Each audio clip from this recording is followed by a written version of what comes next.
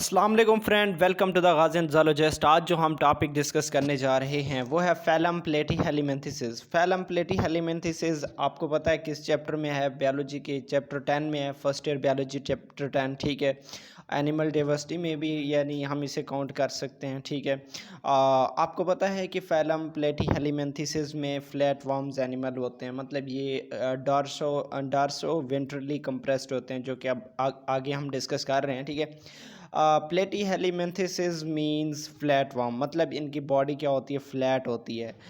There body is soft and dorso ventrally compressed. अब इसका क्या मतलब है?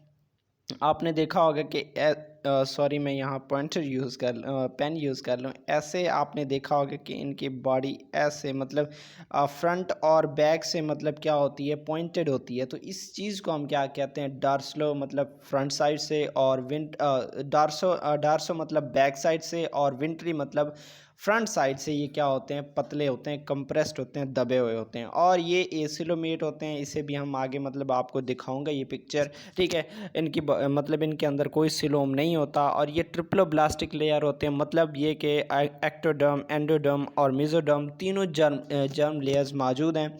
उसके बाद अगर हम इनके सिमेट्री की बात करें तो ये क्या होती है कि बायलेटरल सिमेट्री होती है, ये अनसेगमेंटेड होते हैं। ठीक है, बायलेटरल सिमेट्री का मतलब वही होता है कि आप जो है ना एक एनिमल को सिंगल एक्सेस से दो इक्वल हिस्सों में काट सकते हो। ठीक है, उसके बाद ये वो ए सिलोम की हम बात करते हैं। वैसे तो यहाँ तीनों दी हुई हैं, जस्ट हम ए सिलोमेट को डिस्कस करते हैं कंपेयर के साथ। ठीक है, ए सिलोमेट में आप यहाँ देखें कि यहाँ इस साइड पे देखें, ये आपको नज़र आ रहा होगा, दूसरा इमेज ये नज़र आ रहा है। ठीक है, ये भी इमेज यू सिलोमेट। ठीक है, तो इसमें ये देखें कि ये आपको मौजूद नज़र आ रहे होंगे। ठीक है, कि दोनों साइड पे नज़र आ रहा है, ये चीज़ यहाँ मौजूद नहीं है। ठीक है, मतलब ये क्लोजली ऑफ्ड है, ये सील्ड समझ लो ऐसे। तो यहाँ कोई कैविटी नहीं है, लेकिन इस केस में भी है और इस केस में भी है, लेकिन इस केस में कोई कैविटी नहीं है। तो जिसमें कोई कैविटी मौजूद नहीं होती उससे हम क्या कहते हैं? एसिलोमेट कहते हैं। ठीक है, और ये किस में? फ्लैट वर्म्स में पाया जाता है। ठीक है, उसके बाद इनके हैबिटाट की बात करते हैं तो ये मोस्टली पैरासाइट्स हैं, एंडोपैरासाइट हैं, और उसके बाद ये होस्ट की बॉडी के अंदर रहते हैं। और जो कॉमन मतलब एग्जांपल्स हैं उनमें से जो कॉमन एग्जांपल हैं इनके, वो टैपवर्म यानी टेनिया सोलियम, फेसिकुला हेपेटिका, और शिस्तोसोमा ब्लड फ्लेक। ठीक है, तो यही एनिमल्स हैं, इनके एग्जांपल्स भी हम इनके यानी क्या क्या फंक्शंस हैं, इनका क्या क्या रोल है, इसको भी हम थोड़ा सा टच करेंगे। उसके बाद जो इनके ये सारे के सारे एक्सल क्या होते हैं?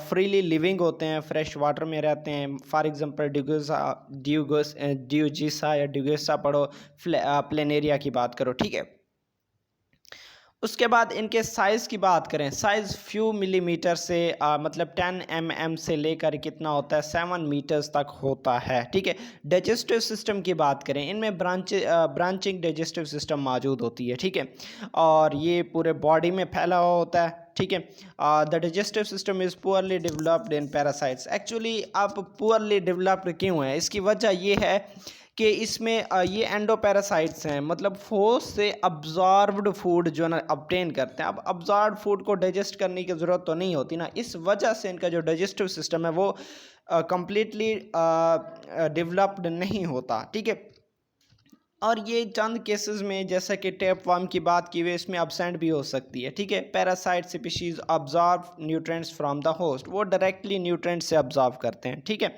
और फ्रीली लिविंग स्पीशीज जैसा कि planaria feed on the small animals and the bodies of dead and decay. ठीक है, बॉडीज एनिमल जो डेड या डीके एनिमल हैं उनके बॉडीज से जो है ना ये फूड या न्यूट्रिएंट्स अब्जॉर्व करते हैं। ठीक है, उसके बाद एक्सक्रीटरी सिस्टम की बात करें। ठीक है, एक्सक्रीटरी सिस्टम ये किस पर मुश्तमिल होता है कि ये ब्रांचिंग ट्यूब्यूल्स, आपने फ्लैम सेल्स के बारे में पढ़ा था। ठीक है, the tubes and in the bulb like cells called flame cells. इनकी जो ब्रांचिंग ट्यूब है, ठीक है, ये किस पर एक बल्ब लाइक एंड पे मतलब ख़त्म होती है, उस उन पे वहाँ के जो सेल्स होते हैं उन्हें हम क्या कहते हैं? फ्लैम सेल्स कहते हैं। फ्लैम सेल्स क्यों कहते हैं? आपने शायद ये ना पढ़ा हो पहले। तो फ्लैम फ्लैम सेल्स एक्चुअली इनके जो बॉडी है इनके इर्द गिर्द सिलिया मौजूद होते हैं। वो सिलिया एक्चुअली जब फ्लैपर करते हैं, फड़फड़ाते हैं, फ्लैपिंग करते हैं, तो उसकी वजह से उनमें क्या प्रोड्यूस होता है, लाइट प्रोड्यूस होता है। इस वजह से उन्हें क्या कहते हैं, फ्लेम सेल्स कहते हैं। उसके बाद इनके नर्वस सिस्टम की बात करें तो नर्वस सिस्टम इनमें क्या होता है, फुल्ली डेवलप्ड होता है, ठीक है, कंप्लीटली डेवलप्ड होता है। इसमें network of neurons, nerves and ganglions वगैरह मौजूद होते हैं, ठीक है। और ये इसके बॉडी के इंटीरियर साइड पे, इंटीरियर साइड का पता होगा फ्रंट वाला साइड, ठीक है, ऐसे ये फ्रंट वाला साइड इसका क्या है, एंटीरियर साइड है, और हेड के ऊपर ही मौजूद है इनका जो नर्वस सिस्टम है, ठीक है। और उसके बाद ये एमसीक्यूज़ के हवाले से भी बहुत अहम है कि respiratory and circulatory systems are absent in the इनमें अपसेंट होते हैं, ठीक है, इन द प्लेटीहेलिमेंथिसिस, ठीक है। इनमें सर्कुलेटरी और रेस्पिरेटरी सिस्टम अपसेंट होते हैं। और लोकोमोशन क्या होते हैं, फ्रीली लिविंग फॉर्म्स होते हैं, जैसे कि प्लेनेरिया की बात करो, मोटाइल होते हैं, ये सिलिया के ज़रिए मूव करते हैं, ठीक है। और सिलिया इनके कहाँ मौजूद हो सकती है, अंडर द सरफेस मौजूद हो सकती है। और जो पैरासाइटिक हैं वो बहुत कम मूवमेंट शो करते हैं, ठीक है। ये आपको स्ट्रक्चर नज़र आ रहा है, ठीक है। इसमें इस साइड पे देखिए, ये आपको इस साइड पे ये गैंग्लियंस नज़र आ रहे हैं, ये आपका माउथ नज़र आ रहा है। इसका माउथ किसमें, बॉडी के सेंटर में मौजूद है, ठीक है। और उसके बाद ये फेरेंक्स भी साथ में जुड़ा हुआ है। और इसके डाइजेस्टिव सिस्टम की मैं यहाँ बात करूँ, इनमें सिंगल ओपनिंग जैसे कि आपको नज़र आ रहा है माउथ होती है। और उसके बाद जो इनका फूड है ना, वो जो फूड है, ठीक है, वो इसी गैस्ट्रोवेस्कुलर कैविटी में ही अब्जॉर्ब होती है, ठीक है। एक्स्ट्रा सेलुलर डाइजेशन होती है। ये चीज़ें आपकी बुक में बिल्कुल भी नहीं है, तो मैं इन चीज़ों को टच नहीं कर रहा। ये बहुत ज़्यादा एक्सप्लेनेशन आपकी बुक में जैसे आपकी बुक में दी हुई है मैं वैसे एक्सप्लेन कर रहा हूँ। काफ़ी ज़्यादा एक्सप्लेनेशन में मैं नहीं जा रहा, ठीक है। तो उसके बाद नेक्स्ट, इनमें जो रिप्रोडक्शन है वो सेक्सुअली भी होता है, एसेक्सुअली भी होता है। अब एसेक्सुअली कैसे है कि इनमें बैंड फिशन होती है, जो मतलब ये ऑर्गेनिज्म है, ठीक है। फॉर एग्जांपल ये ऐसे ऑर्गेनिज्म है, ठीक है। ये ऑर्गेनिज्म सेंटर से क्या होता है, बाइंड होता है, मतलब झुक जाता है, ठीक है, बेंड होता है, ठीक है। ऐसे मैं आपको यहाँ से मतलब ऐसे बेंड हो जाता है, ठीक है। तो और फिर जो है ना ये वाला साइड जो है ना अलहदा डिवाइड होता है, एक न्यू एनिमल में ऐसे डिवाइड हो जाता है, और ये वाला ऐसे न्यू एनिमल में डिवाइड हो जाता है, ठीक है। मिसिंग पार्ट मतलब रीजनरेट होता है और दोबारा न्यू एनिमल बना देता है, ठीक है। उसके बाद सेक्सुअल रिप्रोडक्शन की बात करें तो सेक्सुअल रिप्रोडक्शन में ये क्या होते हैं, हार्मेफ्रोडाइट होते हैं। अब हार्मेफ्रोडाइट इसका मतलब क्या होता है कि उनमें जो male and female sex parts हैं, ये सेक्स ऑर्गन्स हैं या रिप्रोडक्टिव ऑर्गन्स हैं, वो एक ही एनिमल पे मौजूद होते हैं, ठीक है। इस बेस पे हम इन्हें क्या कहते हैं, हार्मेफ्रोडाइट कहते हैं, ठीक है। In some cases larva also developed, ठीक है, चंद केसेस में लार्वा भी बनता है, ठीक है। उसके बाद एग्जांपल्स में हम यहाँ तीन चीज़ों को डिस्कस करते हैं। ड्यूगेसा, ठीक है, ड्यूगेसा प्लेनेरिया जिसे बोलते हैं, ये क्या होता है कि लिविंग फ्लैटवर्म है, और इसके बॉडी के सरफेस के ऊपर सिलिया मौजूद होते हैं, सिलिएटेड है, इट हैज़ सिलिएटेड या cilia outside, ciliated outer surface, ठीक है। और उसके बाद फेसिकुला, ठीक है, ये एंडोपैरासाइट्स है, शीप्स और समटाइम्स मैन में भी पाया जाता है, ठीक है। ये चीज़ें याद रखने वाली हैं, ये चीज़ें, ये एमसीक्यूज़ के हवाले से आपसे पूछ सकते हैं कि हाँ फेसिकुला क्या है, ठीक है, ये एंडोपैरासाइट है, और ये कहाँ कहाँ मतलब इसके होस्ट कौन कौन से हो सकते हैं, ठीक है। तो it is endoparasite in species and sometimes in man में भी पाया जाता है कभी कभार। It lives in the bile duct of host, मतलब ये कि स्पीशीज़ हो चाहे मैन हो, उसकी कहाँ, बाइल डक्ट में, वहाँ ये मौजूद होता है। अब इसके वहाँ रहता किस तरीके से, एक्चुअली इनके ऊपर क्या मौजूद होते, इनमें इनके पास शक्कर मौजूद होते हैं। वो शक्कर की मदद से क्या होते हैं, अटैच होते हैं। शायद मेरे पास आगे एक पिक भी आ जाए, मैंने शायद स्लाइड में ऐड की थी, तो वहाँ बताऊँगा कि जो लीच है वो इंसान की बॉडी या एनिमल की बॉडी पे शक्कर के ज़रिए अटैच होता है, ठीक है। उसके बाद its completes life cycle in 2 host, snail, sheep या मैन, सनेल भी हो सकता है या मैन भी हो सकता है। तो इन 2 होस्ट में वो अपनी लाइफ साइकिल को क्या करता है, कंप्लीट करता है। उसके बाद है टीनिया, टैपवर्म, ठीक है, ये एक एंडोपैरासाइट है। ये कैटल, पिग या ह्यूमंस वगैरह में ये अपने लाइफ साइकिल को क्या करता है, कंप्लीट करता है, ठीक है। It complete life cycles in 2 host, ये भी अपना जो लाइफ साइकिल है वो 2 डिफरेंट होस्ट में क्या करता है, कंप्लीट करता है, ठीक है। और इसका जो इंटरमीडिएट होस्ट है वो पिज, सुअर या कैटल हो सकता है। ये देखें, अब ये 3 एग्जांपल्स हैं हमारे पास। ये टैप वर्म की एग्जांपल है, ये टैप वर्म है, ठीक है। ये लेवर फ्लैक है, और ये क्या है, प्लेनेरिया, ठीक है। प्लेनेरिया से तो आप अच्छी तरह से वाकिफ़ होंगे, आपने बाइनरी फिशन में इसको बहुत ज़्यादा पढ़ा होगा, ठीक है। तो next,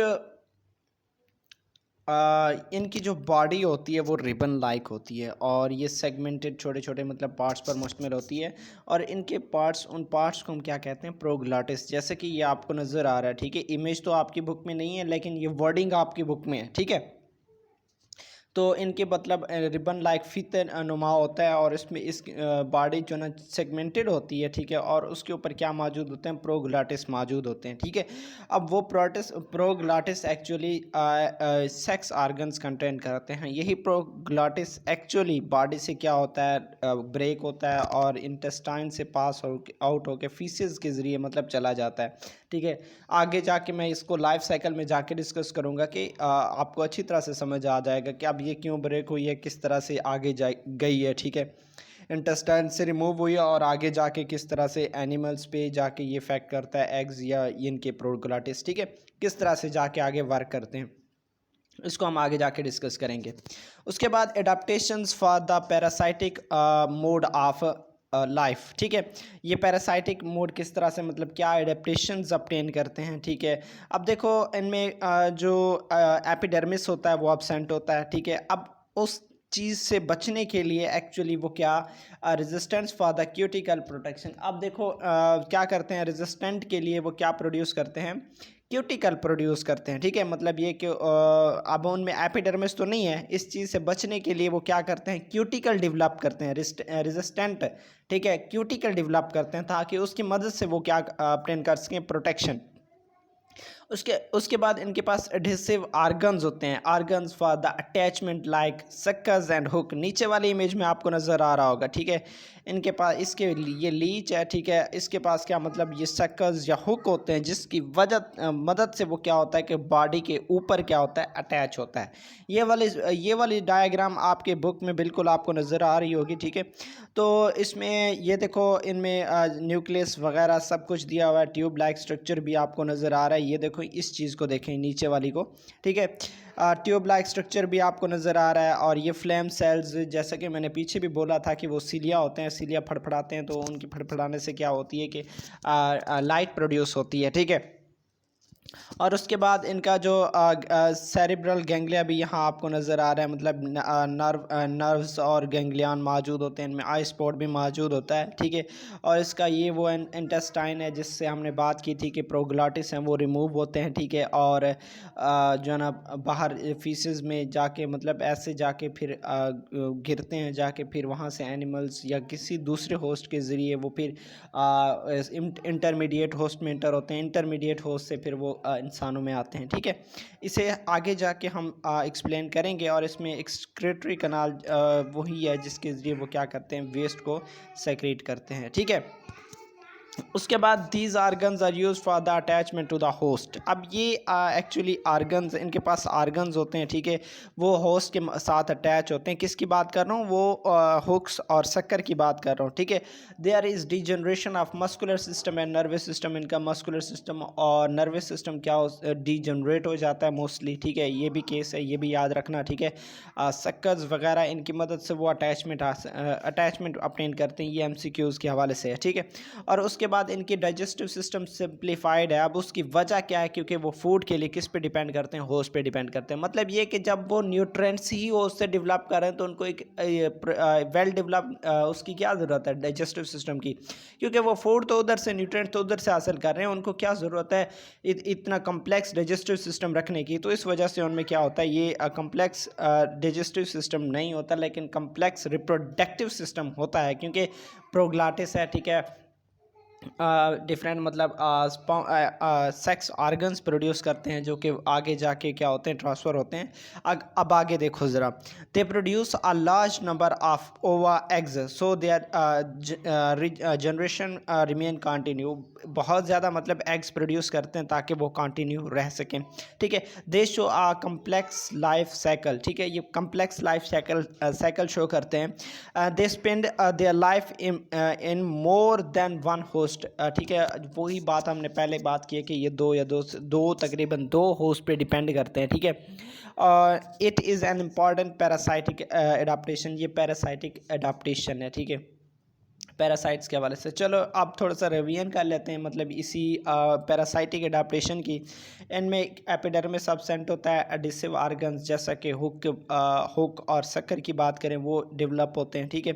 degeneration of muscular system और नर्वस सिस्टम, इनका जो मस्कुलर सिस्टम और नर्वस सिस्टम वो डिजनरेट हो जाता है। उसके बाद इनका जो डाइजेस्टिव सिस्टम होता है वो सिंप्लीफाइड होता है, ठीक है, मतलब सिंपल होता है, बात हम कर चुके हैं। इनका रिप्रोडक्टिव सिस्टम क्या होता है, कम्प्लेक्स होता है, और जैसे कि हमने प्रोग्लॉटिस की बात की है, एग्स की बात की है कि वो सेक्रेट करते हैं, ठीक है। और कम्प्लेक्सिटी ऑफ लाइफ साइकिल, इनकी लाइफ साइकिल भी कम्प्लेक्स होती है क्योंकि ये 2 होस्ट में कंप्लीट होता है, ठीक है, समझ आ गई है। चलो नेक्स्ट मूव करते हैं। अब डिसइंफेस्टेशन मतलब ये कि उस चीज़ से कैसे बचना है, मतलब इस होस्ट से कैसे बचना है, सॉरी इस जो पैरासाइट है इससे बचना कैसे, इस पैरासाइट से कैसे बचना है। तो देखो, if the parasite inter into the body of into the intestine of man, मतलब ये कि इंसान के इंटेस्टाइन में दाखिल हो गया है, it becomes difficult to remove it, मतलब ये बहुत मुश्किल हो जाता है इसे रिमूव करना। Therefore beef should be cooked properly therefore before eating, ठीक है, बिफोर ईटिंग। देखो मतलब मैं आपको समझाता हूँ अपनी ज़बान में, ठीक है, कि ये काफ़ी ज़्यादा मतलब अगर हमारे इंटेस्टाइन में चला जाए तो ये निकल नहीं सकता। अब इस चीज़ से बचना चाहिए कि ये हमारे बॉडी में दाखिल ही ना हो। हम मीट वगैरह जानवरों से जो फूड खाते हैं, क्योंकि इनका इंटरमीडिएट होस्ट ही वही है, कैमल्स, काउ, कैटल्स वगैरह, ठीक है, मवेशी जानवर है वो हैं, भेड़ बकरियां वगैरह ऐसे समझ ले, मवेशी जानवर कैटल्स। तो अब देखो उनके मीट को हम खाते हैं, गोश्त को हम खाते हैं, उसी गोश्त में वो शामिल होते हैं, ठीक है, वो उनके जो पोज हैं आगे जाके ये लाइफ साइकिल में मेंशन करूँगा, ठीक है, उसी गोश्त को हम खाते हैं। तो वही कह रहे हैं कि उस गोश्त से जिसमें वो मौजूद है, ठीक है, वो बैक्टीरिया मौजूद है, ठीक है, सॉरी जो टैप वर्म्स मौजूद हैं उससे वो क्या किया जाए, अच्छी तरह से मतलब कुक किया जाए फूड को, ताकि उसमें जो टैप वर्म्स या एनिमल्स हैं वो मर जाएँ, ठीक है। It will reduce the chance of entry of the parasite, ठीक है, वो ताकि उससे जो पैरासाइट हमारे बॉडी में हमारे इंटेस्टाइन में दाखिल ना हो सके। If the parasite enters then medicine should be taken for removing it, मतलब मेडिसिन यूज़ करनी चाहिए ताकि उसे रिमूव किया जाए, ठीक है। The parasite should be remove completely, parasites को अच्छी तरह से रिमूव करना चाहिए। और उसके बाद दूसरी बात, इसका जो हेड होता है मतलब पैरासाइट का, वो उस बॉडी के अंदर रह जाता है, और वही हेड जो है ना एक न्यू टैप फॉर्म में क्या होता है, तब्दील हो जाता है, ठीक है। और physician gives enema to the patients for the fully removing parasite, उस पैरासाइट को रिमूव करने के लिए इनेमा देते हैं। अब इनेमा एक्चुअली मुझे इस बात की थोड़ी सी समझ नहीं आई कि इनेमा यहाँ उन्होंने लिखा हुआ है कि एक इंटेस्टाइन से निकला हुआ कोई मटेरियल है जिसे जो है ना देते हैं ताकि वो रिमूव हो जाए, ठीक है, पैरासाइट रिमूव हो जाए, ठीक है। लेकिन एक और चीज़ है, ठीक है, जो कि है ENEMA, ठीक है, इनीमा, ये एक और चीज़ है, ठीक है। अब देखो उसमें स्पेलिंग मिस्टेक भी हो सकती है, इनीमा और ये वाला इनीमा, इसका मतलब होता है कि जो इंटेस्टाइन है इंसान के, एनिमल का रेक्टम है, ठीक है, एक मतलब ये एक मेडिकल टेस्ट है जिसकी मदद से जो वेस्ट मटेरियल होता है, ठीक है, उसे बॉडी से रिमूव करना है, इस इनीमा का मतलब, ठीक है, इस इनीमा का मतलब, ठीक है। लेकिन जो इनीमा ANEMA आपकी बुक में यही लिखा हुआ है कि इंटेस्टाइन से निकले हुए, ठीक है, ऐसे मटेरियल होते हैं जिनकी मदद से उस बैक्टीरिया को क्या किया, पैरासाइट को क्या किया जाता है, रिमूव किया जाता है।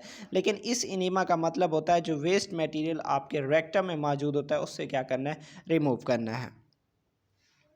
तो उसके बाद ये वो लाइफ साइकिल है, ठीक है, एंड में मैंने बोला था कि दिखाऊंगा। तो इसमें देखें कि जो स्टार्ट कहाँ से होती है, एग्स इन द एनवायरनमेंट। अब जो प्रोग्लॉटिस है ये एग्स है, ठीक है, ये यहाँ आपको नज़र प्रोग्लाटिड्स, ठीक है, ये आपको नज़र आ रहे हैं प्रोग्लाटिस, सॉरी मैं शुरू से पढ़ता रहा हूँ, तो ये प्रोग्लाटिड्स है, ठीक है।